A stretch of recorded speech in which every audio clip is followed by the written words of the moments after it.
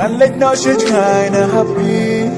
Shabagi kmat ya pigim yo I Namar ban shong hang ni ngam kwa Kat baya pi ban kat ngam la Ngatip bahang ni hasla birthday Ngatip ijong nga shisha pimday Wala nga benunut kat nuru Ya jingit ngan om yohop shu Haman kibo Haman ki kenta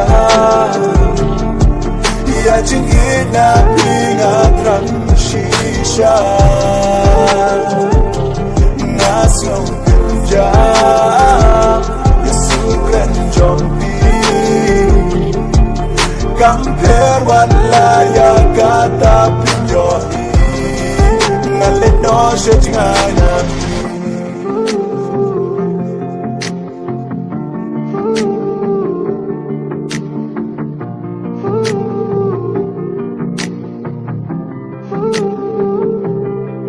Natipunta pila yo jingkmen Na Maria uba itila siyem Kijing ang nujong pibaro Menta shisha pila yo Ya kaying kasem pila venhon Kumbakatu pidai kaku Ngalengan ham syupet jaudut Na Maria pingam kwa pentut Haman kibo Haman ki kenta Ya jing ina pingat rang shisha Ngasong kerja Yasukren jompi Kamper wala ya kata pindoi Ngalit no siya jingana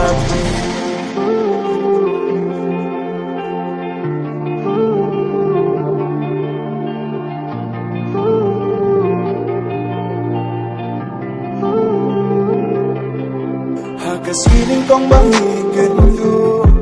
Shibon kikin tin jingit pibo Ngam laban klet por bapia Haru bahangan ngaya Baro shimin iya kren fun Wad hapor batyaru minjubu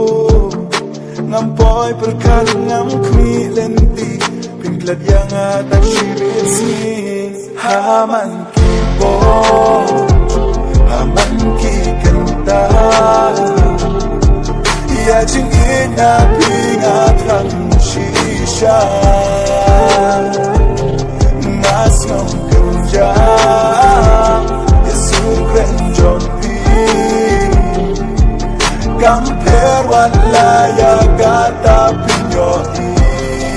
Ngalit no siya jingana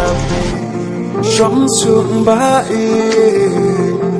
Shaj ngai nang ma Ngangek pios yo ya ini jing rua jong ma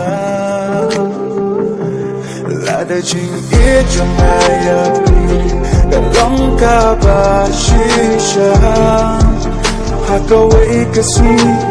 Bin sayang tang Kumbaya manga